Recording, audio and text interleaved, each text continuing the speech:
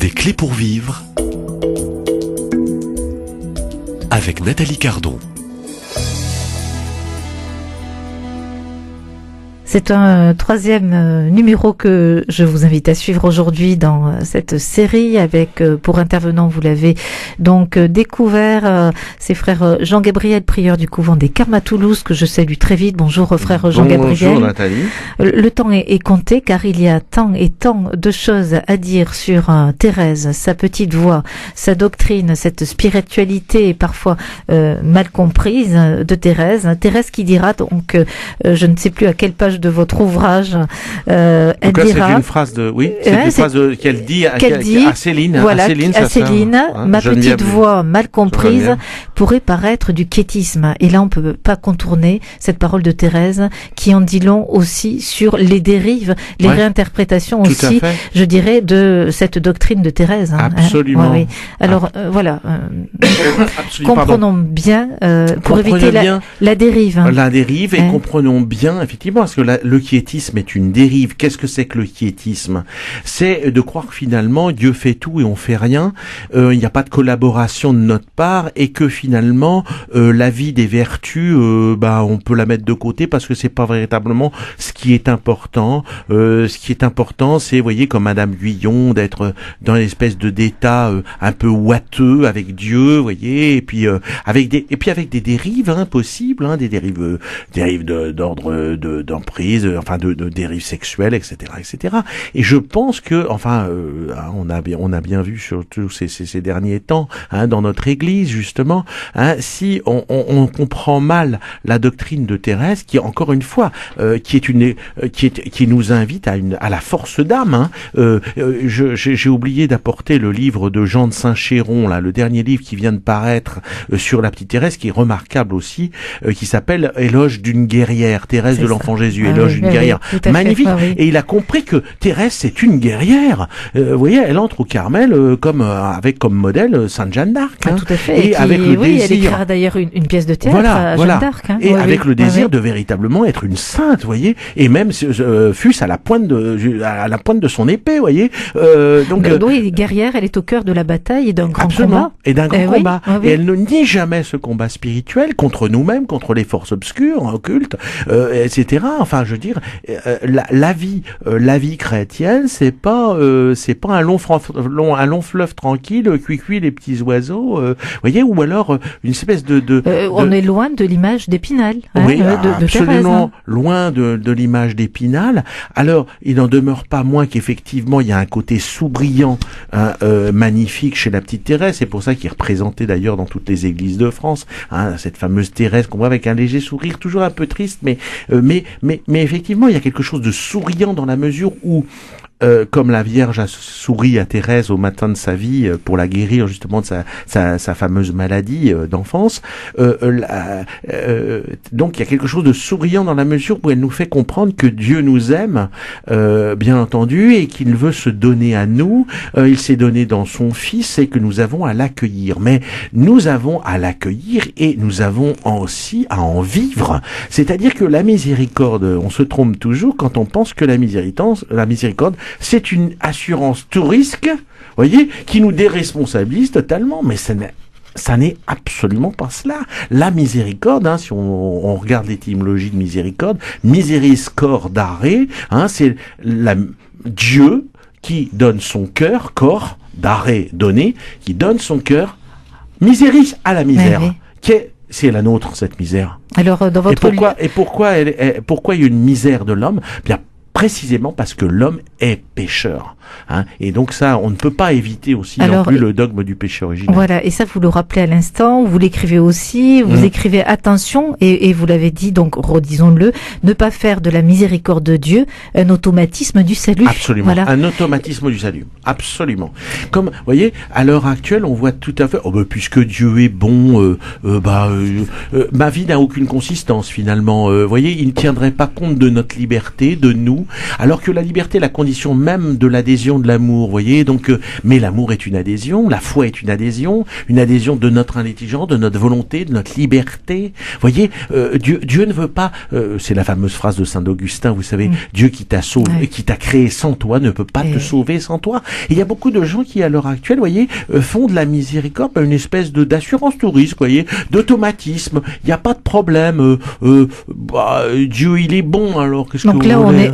il n'y a même plus d'enfer. L'enfer n'existe plus. On est quelque peu dans une grande dérive sur un plan, je dirais, une dimension, je sais pas, théologique, d'enseignement, là, oui, grave, absolument. frère Jean-Gabriel. Oui, parce que c'est une dérive, le quiétisme. Hein. C'est une aussi bien que le on égare les jansénisme. âmes. Le jansénisme, on égare les âmes. Oui, absolument. On égare les âmes. Tout à fait. Parce que, si vous voulez, aussi bien, alors, la dérive inverse, c'est le jansénisme. Vous voyez, il faut gagner vraiment son ciel, mais alors, attention, dans une rigueur absolue, vous voyez, une austérité absolue, parce que justement, attention, ça plaisante pas. Donc, c'était l'époque du temps de Thérèse. Voilà, du temps de Thérèse, ouais, exactement, parce que c'était plus du tout le jansénisme de Pascal, qui était encore très, très spirituel, très, très vigoureux, attention, hein, c'est pas la même chose. Mais, là, au 19e siècle, c'est terrible, vous voyez, il y a eu il y a eu la révolution, il y a toutes les forces occultes, la franc-maçonnerie, l'ésotérisme, tout ça qui commence à arriver, hein, et donc, l'église, elle fait ce qu'elle peut, et donc elle durcit quand même, elle se durcit, bon, même s'il y a eu des grands saints au 19e siècle, bien entendu, mais il y a quand même un durcissement, on voit bien avec une sorte d'influence aussi calviniste et luthérienne sur la vision de la théologie du salut, de la théologie de la rédemption, où on voit Dieu le Père s'acharner sur sa victime qui n'est autre que son fils. Vous voyez, alors c'est épouvantable. Vous voyez, ce n'est pas du tout comme cela qu'il faut voir la rédemption. Hein. Moi, je le vois plutôt du côté de foi chrétienne hier et aujourd'hui du cardinal Ratzinger, qui est de la bonne grande théologie. C'est de la foi et de la raison. Si vous voulez, je peux vous en lire un petit passage, mais c'est tellement. Vous en citez un petit passage dans le livre. Je vais le retrouver. Il est magnifique. Je suis un fan de théologien Ratzinger, alors évidemment, on en retrouve un petit peu. On peut aussi inviter les auditeurs qui suivent ce temps un peu, je dirais, de dialogue, de temps de retraite avec la petite voix de Thérèse, relire peut-être aussi le cardinal Ratzinger. Et Ratzinger c'est une théologie très augustinienne, justement, d'un Dieu qui se donne et d'un Dieu qui prend l'initiative toujours. C'est un primat de l'amour, il y a un primat de la miséricorde toujours, hein, quand vous lisez la première encyclique. Alors permettez-moi, je confirme, vous donnez, je dirais c'est la seule que vous donnez et que vous citez, vous permettez, je vais la lire. C'est votre choix du cardinal Ratzinger.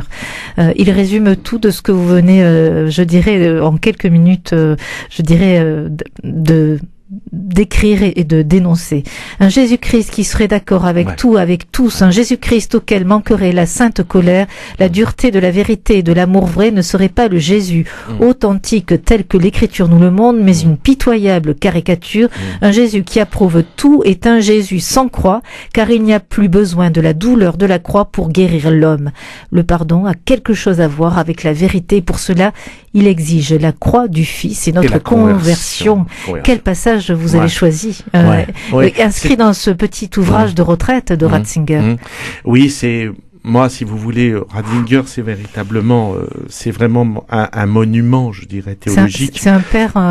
C'est un père de l'Église. Vous savez, moi, je rêvais, je suis allé aux obsèques de Benoît XVI, bien entendu, à Rome, et je rêvais d'avoir un panneau, Dottore subito. J'avais dit aux frères, mais bon, après, j'ai pas pu faire confectionner, arriver à Rome, tout ça, c'était un peu compliqué, puis il fallait passer tous les checkpoints. Je sais pas si j'aurais pu passer avec cette pancarte, mais enfin, en tout cas, j'ai pas pu la faire, mais vraiment, j'avais le désir de, voilà, tout de suite, docteur, tout de suite, parce que pour moi, c'est un docteur de l'Église, Benoît XVI, et on s'en rendra compte. On parle d'un docteur de l'Église, d'un grand avec ce pape émérite.